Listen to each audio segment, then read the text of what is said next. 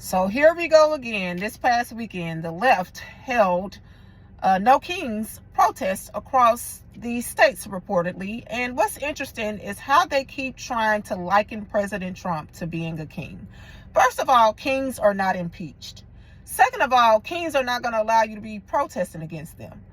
Third of all, kings are not subject to the jurisdiction of the court. That's criminally or civilly, like President Trump has been.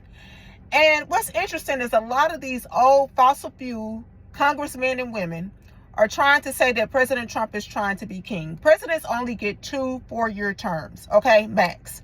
A lot of these congressmen and congresswomen that are coming out speaking against Trump have been in political office for like 30, 40 years, okay? Like Nancy Pelosi, who was on video trying to tear like a paper crown, talking about no kings or whatever. Yeah, she's been in political office for at least 30, 40 years.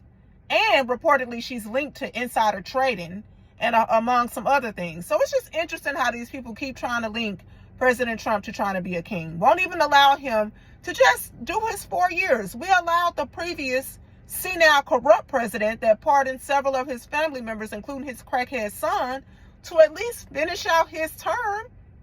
You know, the one that the media said was mentally, cognitively the most fit president, and who Nancy Pelosi herself said should be on Mount Rushmore.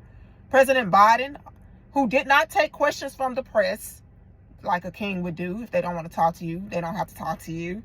Okay, you rarely saw him out in public. And if you did, it wasn't without him making some type of mess up.